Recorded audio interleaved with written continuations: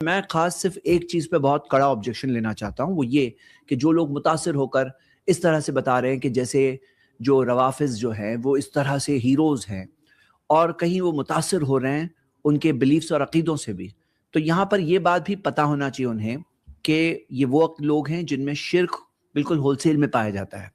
شرک whole cell میں پایا جاتا ہے، آپ کچھ بھی ہو جائے شرک سے محبت نہیں کرنا۔ یہ وہ لوگ ہیں جنہوں نے یہ بتایا ہے کہ قرآن اللہ کی کتاب چینج ہوئی ہے۔ جی ہاں، ایک دو نہیں، کتابوں میں ہنڈریڈز، سینکڑوں، گلو نہیں کر رہا ہوں، سینکڑوں ایسی ان کی روایتیں ملے گی، یہ آیت اس طرح نہیں تھی، یہ آیت اس طرح تھی، لوگوں نے بدل دیا۔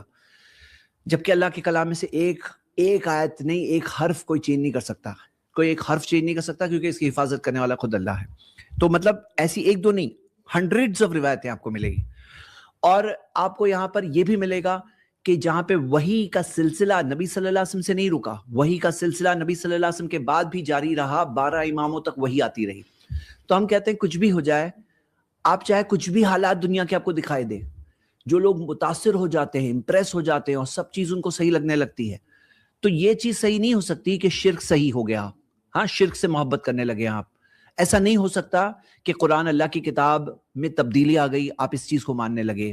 ایسا ہو نہیں سکتا کہ آپ یہ مان لیں کہ صحابہ اکرام پہ لعن طعن کرنا جو کرتے ہیں وہ کھلے طور پہ لعن طعن کرتے ہیں، کھلے طور پہ، جن کے بارے میں اللہ تعالیٰ نے کہا رضی اللہ عنہم ورضوا عنہ، کہ اللہ ان سے راضی اور وہ اللہ سے راضی، جن کے بارے میں اللہ تعالیٰ نے اتنی بڑی سرٹیفکیٹ دے دی، ان کے اوپر لعن طعن کرنے کا کام جرت جو لوگ کرتے ہیں، جو لوگ کرتے ہیں کہ یہ مانتے ہیں کہ وہی کا سلسلہ کنٹینیو ہے، وہ لوگ کیسے صحیح ہو سکتے ہیں؟ تو بس ایک چھوٹی سی بات میں نے آپ کو بتایا، کچھ گلمسز، جھلکیاں ہیں یہ، تو وہ لوگ کیسے صحیح ہو سکتے ہیں؟ تو جو لوگ آج سٹیٹسز پہ ان کے بیانات رکھ رہے ہیں، ان کی باتیں رکھ رہے ہیں، ان سے متاثر ہو رہے ہیں، ان کو ہیرو سمجھ رہے ہیں، تو بھائی اس بات سے ہمیں سمجھنا چاہیے کہ اگر آپ ان کو صحیح سمجھ رہے ہو تو پھر آپ کس چیز کو صحیح سمجھ رہے ہو؟ آپ شرک کو صحیح سمجھ رہے ہو، آپ وہی نبی صلی اللہ علیہ وسلم کے بعد میں آنے کو بھی صحیح سمجھ رہے ہو، تو آپ قرآن کی تبدیلی کو بھی صحیح سمجھ رہے ہو، اور ایسے اور کئی سارے بالکل بدترین قسم کے عقیدے جو ایک مسلمان کبھی صحیح نہیں مان سکتا، ان کو بھی صحیح سمجھ رہے ہو۔ اگر آپ ان کو صحیح سمجھ رہے ہو، یہ لوگوں کو صحیح سمجھ رہے ہو، تو یہ بات سمجھنا بہت ضروری ہے۔ یہ بس ایک وارننگ ہے، کیونکہ عقیدہ ایمان ہمارا سب سے ضروری ہوتا ہے۔ تو پہلے شیخ شعبان بیدار ہمارے ساتھ۔ زید بھائی ایک چھوٹی سی بات ایک جو ہے آپ نے جو اصل میں ایک لنک دے دیا مجھے، تو ایک دو بات میں عرض کرتا ہوں، حالانکہ ہمارا موضوع تو ابھی ہے نہیں، انشاءاللہ ہم لوگ اسپیشل طریقے سے جس بات کی طرف اشارہ زید بھائی نے کیا ہے اس پر ہم باضابطہ اور اسپیشل طریقے سے گفتگو کریں گے، لیکن صرف دو بات آج یہ ذکر کر دیتے ہیں۔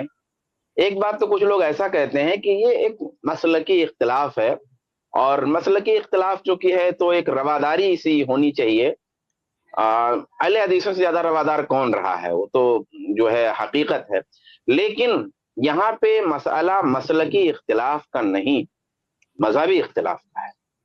اسلام کے مقابلے میں ایک متوازی یعنی برابر کا ایک اسلام لے کے وہ چلے، ایک چیز یہ ہے، تو یہاں مسلکی اختلاف کا مسئلہ نہیں ہے۔ ہاں آپ یہ کہہ سکتے ہیں نا کہ ایز اے کچھ دوسرا مان کر کے کسی چیز میں ہو سکتی ہے بات، لیکن اس میں بھی کیا ہے، کچھ لوگ کہتے ہیں کہ ایک پولیٹیکل مسئلہ ہے، ایک سیاسی مسئلہ ہے، اور ایک سیاسی مسئلے میں جب دو گروپس ہوں تو ان دو گروپس میں ہمیں اس کی طرف قربت ہونی چاہیے، یا ہمیں اس کی ہمدردی ہونی چاہیے، یا ہمیں اس کی جو ہے موافقت کرنی چاہیے جو ہمارے نظریات، ہمارے خیالات سے کچھ کسی نہ کسی درجے میں موافق ہو۔ یہ بات بھی بہت رانگ ہے اور بہت دھوکہ دینے والی بات ہے۔ بس اس کو اس طرح سمجھیے کہ ایک چیتا ہے اور ایک بھیڑیا ہے، یا ایک چیتا ہے اور ایک باغ ہے، میں شیر نہیں کہہ رہا ہوں، شیر کے لیے ایک لفظ باغ آتا ہے تو میں باغ بول رہا ہوں یہاں پہ۔ ایک چیتا ہے، ایک باغ ہے، یا ایک چیتا ہے، ایک جو ہے بھیڑیا ہے، لڑائی ہو رہی ہے دونوں کی، دونوں لڑ رہے ہیں، تو اب سوال یہ ہے کہ کس کی طرف ہوں گے؟ آیا چیتا کی طرف ہوں گے کہ بھیڑیے کی طرف ہوں گے؟ بھیڑیا بھی جب فرصت پائے گا تو مجھے کو نوچے گا، چیتا جب فرصت پائے گا تو وہ بھی مجھے کو نوچے گا۔ تو اس میں یہ جو ہے ٹیکنیک لانا کہ نہیں صاحب وہ ایسا مسئلہ اور ویسا مسئلہ، تو اس کی موافقت اس کی موافقت، خیر ہم پولیٹیکل ایشو میں تو جائیں گے ہی نہیں، اور نہ تو ہمارا موضوع ہے، اور نہ تو ہم اس پہ گفتگو ہی کریں گے۔ جب بھی ہم گفتگو کریں گے تو ہم ان بنیادوں پہ گفتگو کریں گے جو بنیادیں ہمیشہ باقی رہتی ہیں۔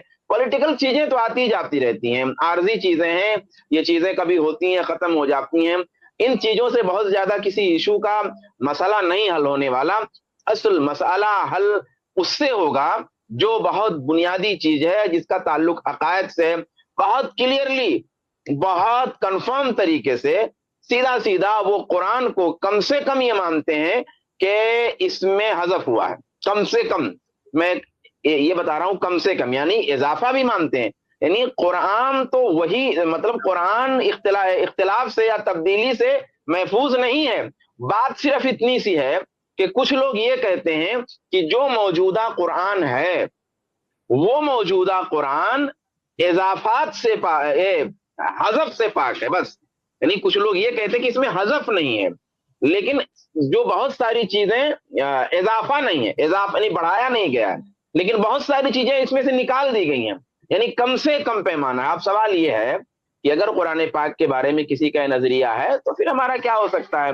یا کم سے کم یہ خیال ہے کہ یہ قرآن حضرت عثمان نے جمع کرایا تھا، یہ عثمان والا قرآن ہے، عثمان والا قرآن ہے تو ایسا ویسا. بہرحال ایک میں نہیں چاہتا کہ وہ ہماری اسٹریم اس رخ پہ جائے، لیکن وہ ایک کیا ہے نا کہ دل کا تار چھڑ گیا.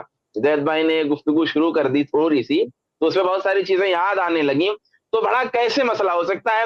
لوگ کہتے ہیں رواداری، میں کہتا ہوں جو آدمی رواداری، جو آدمی شہید لکھ رہا ہے، جو آدمی فلاں فلاں بات کر رہا ہے، میں کہتا ہوں امہات المومنین میں مطلب وہ دکھانا اصل میں اچھا نہیں ہے. وہ گالیاں تو طے ہوگا وہ عقائد سے، وہ نظریات جو رکھتے ہیں، وہ عقائد جو رکھتے ہیں، اور اسلام کے مقابلے میں ایک دوسرا اسلام جو ان کے پاس ہے، وہ ہمارا فرق ہے. ہمارا فرق مسلک کا نہیں ہے، ہمارا فرق دو مسلک کا نہیں ہے. یہ اہل حدیث دیوبندی والا مسئلہ نہیں ہے، یہ اہل حدیث حنفی والا مسئلہ نہیں ہے، یہ مقلد غیر مقلد کا مسئلہ نہیں ہے، یہ اس ٹائپ کا مسئلہ نہیں ہے کہ چلیے ٹھیک ہے یہاں مذہبی اختلاف ہے. تو انشاءاللہ ہم بات کریں گے جب یہ موضوع آئے گا، اور بہت کلیئر گفتگو کریں گے، سلیقے سے گفتگو کریں گے، کسی کو تکلیف پہنچائے بغیر انشاءاللہ تعالی.